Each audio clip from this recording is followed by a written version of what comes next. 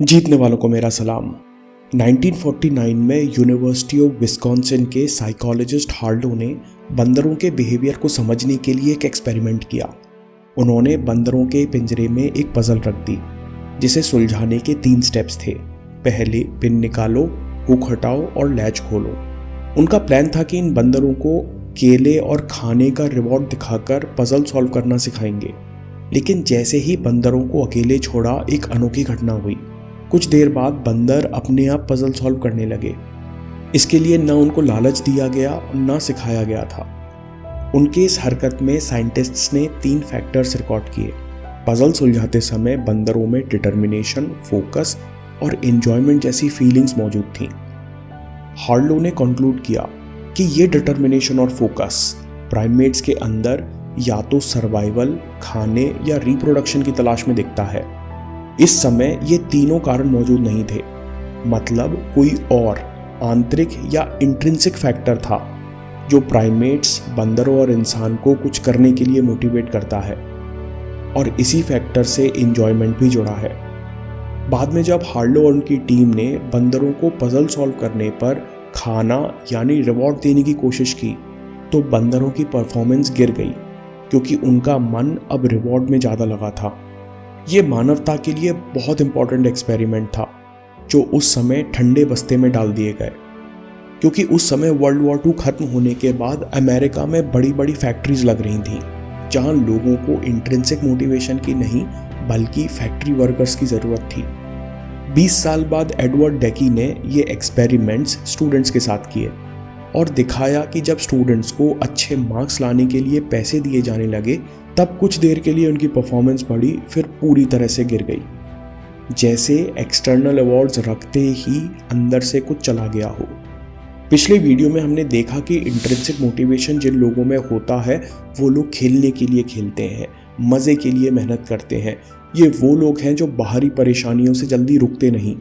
Self या intrinsic motivation 3 factors के कारण पैदा होता है: पर्पस, मास्टरी और ऑटोनॉमी।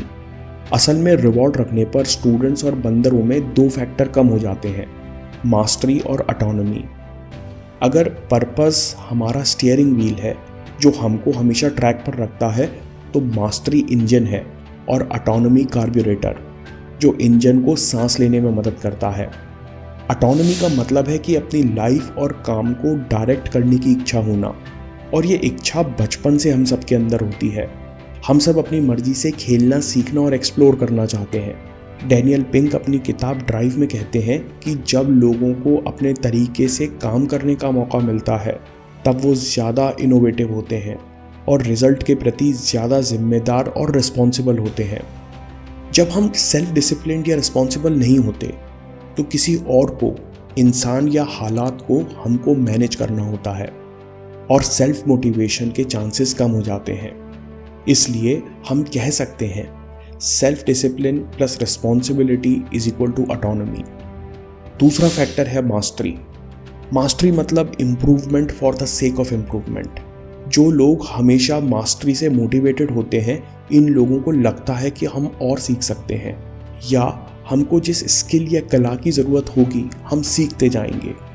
ये लोग लगातार अपने आप को इम्प्रूव करना चाहते हैं, बस और बढ़िया करना चाहते हैं। गड़बड़ यहाँ से शुरू होती है कि बचपन से हमको रिजल्ट की ओर दौड़ाया गया है। बस एक बार फर्स्ट आ जाओ, नई साइकिल दिला देंगे। गलती किसी की नहीं है, इससे पहले इन फैक्टर्स के बारे में लोगों को समझ भी नहीं थी। तो अगला सवाल है कि मास्टरी और ऑटोनॉमी जैसे फैक्टर्स जो बचपन में दबा दिए गए थे, वापस जिंदा कैसे किए जाएं। 2 प्रैक्टिकल टिप्स देखते हैं जो मैं पर्सनली इस्तेमाल करता हूँ। हर दिन के अंत में स्मॉल क्वेश्चंस पूछिए, केवल 2 क्वेश्चंस। क्या आज का दिन कल से बढ़िया था? क्या आज मैंने ज़्यादा किया? हम स्पेसिफिक क्वेश्चंस भी पूछ सकते हैं। क्या मैंने आज समय ढंग से इस्तेमाल किया? क्या मैंने आज 110% दिया? क्या मैं आज अपनी पुरानी आदत छोड़ पाया? आप पॉजिटिव क्वेश्चंस भी पूछ सकते हो। आज मैंने कौन सी एक चीज़ की जो मैं रेगुलरली कर सकता हूँ? मैं कल 1% बेहतर बनाने के लिए क्या कर सकता हूँ? ये क्वेश्चंस आपको प्रोसेस पर ध्यान देने के लिए मजबूर कर देंगे। आपके लिए 2 प्रैक्टिकल टिप्स और हैं। हमेशा अपने बिस्तर के पास पर्सनल डायरी और पेन रखें और सोने से पहले रात को इन सवालों का जवाब लिखें। दूसरा, हमेशा पॉजिटिव टोन में ही जवाब लिखें और साथ में सॉल्यूशन जोड़ें, जैसे क्या आज मैंने अपना समय ढंग से इस्तेमाल किया। अगर हमारा जवाब है कि नहीं, आज समय वेस्ट हुआ, की जगह लिखें टाइम मैनेजमेंट अभी सीखना बाकी है।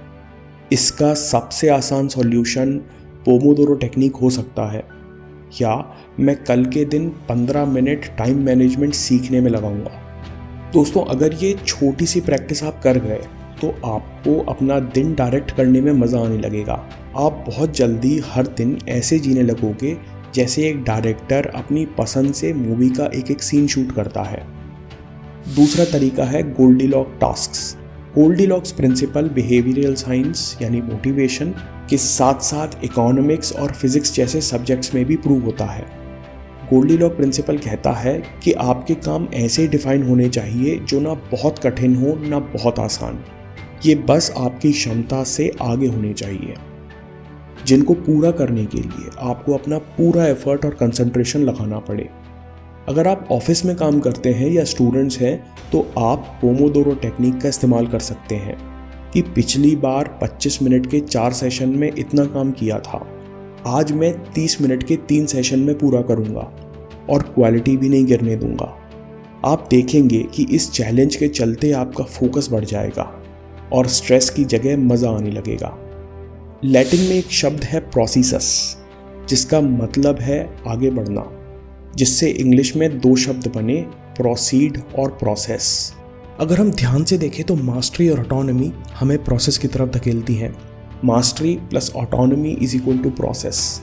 एक म्यूजिक डायरेक्टर कहते हैं कि कई लोग समझते हैं कि एक दिन इंस्पिरेशन आती है और गाना बन जाता है।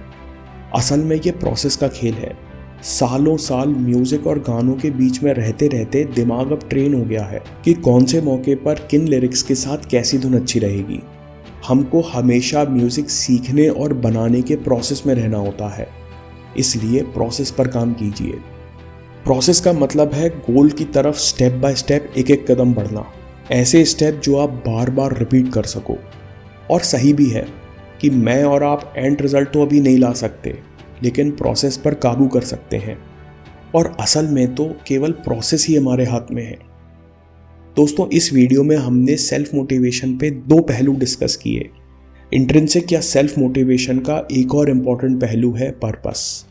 अपना पर्पस कैसे एक्सप्लोर करें, इसकी पर्सनल और प्रैक्टिकल टिप्स मैंने आपके साथ इस वीडियो में शेयर की हैं, ज़रूर देखिए। और हाँ, चैनल ज़रूर सब्सक्राइब कीजिए।